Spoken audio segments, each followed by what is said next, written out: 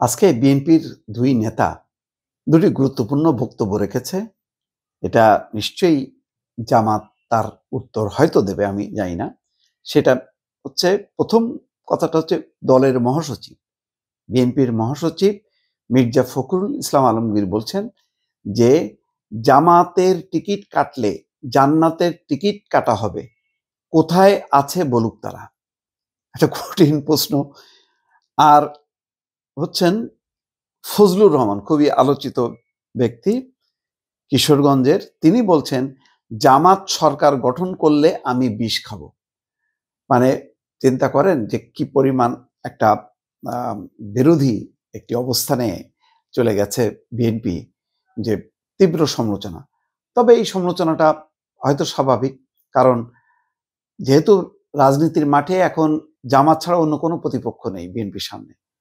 আর জামাতও যেহেতু লড়ছে এবং বেশ ভালোভাবেই হয়তো তারা কোমর বেঁধে লড়াই শুরু করেছে, সেই কারণেই এই আলোচনাগুলো আসছে। মির্জা ফখরুল ইসলাম আলমগীর বলছেন যে জামাতের টিকিট কাটলে জান্নাতের টিকিট কাটা হবে, কোথায় আছে আমাকে বলুক তারা, দেখিয়ে দিক কোথায় আছে। শনিবার দুপুরে রাজধানীর কাকরাইলে ডিপ্লোমা ইঞ্জিনিয়ার্স ইনস্টিটিউশনে মাল্টিপারপাস হলে এক আলোচনা সভায় তিনি এই কথা বলছেন। তিনি বলছেন, এই কথাগুলো আমি এই জন্য বলছি যে যে এইগুলো সমস্যা হয়ে দাঁড়িয়েছে, কথাগুলো বলছে সবাই, এই কথাগুলো আজকে জনগণের সামনে আসা উচিত, বেশি করে আসা উচিত। তো স্বাভাবিকভাবে যেই সাধারণ মানুষকে উদ্বুদ্ধ করা হয়, বিএনপি বলছে, অনেকেই বলছে আরো, যে জামাতের টিকিট কাটলে এটা জান্নাতের টিকিট কাটা হবে, তো কোথায় আছে বলুক তারা, সেই টিকিট কোথায় আছে সে বলুক তারা। এটা মূল বিষয়টা হচ্ছে যাতে ধর্ম নিয়ে জামাত রাজনীতি না করে, এটাই হচ্ছে বলার উদ্দেশ্য।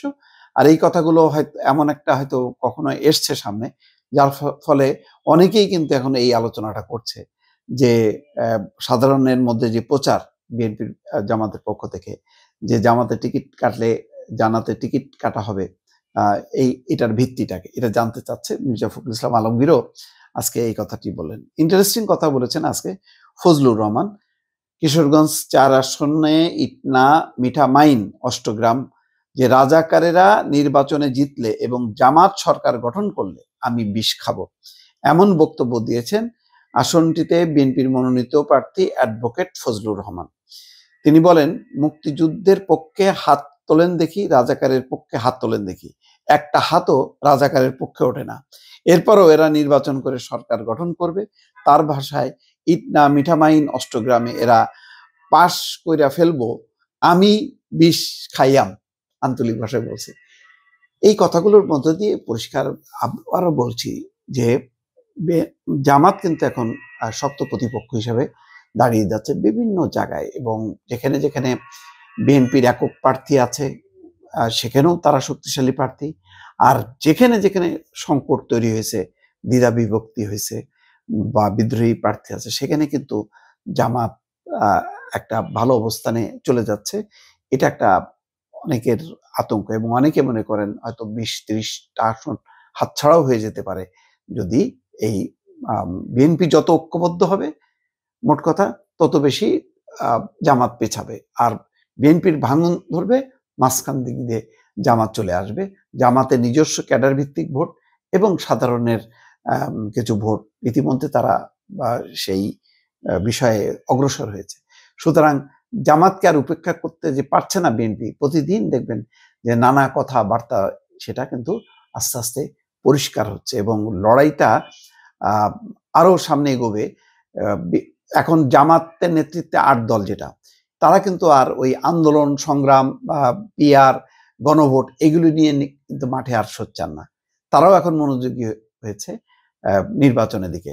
সুতরাং এখন কিন্তু নির্বাচনটাই হলো আসল, এবং বলা চলে যে এমন একটা রাজনৈতিক পরিস্থিতি তৈরি হয়েছে, যেটা হয়তো বিএনপি তৈরি করছে, যে এককভাবে 237টা আসনে প্রার্থী ঘোষণা করে সবাইকেই কিন্তু নির্বাচনমুখী করছে, এবং তারপরে কিন্তু আন্দোলন, পিআর, তারপরে গণভোট এই ইস্যু নাই।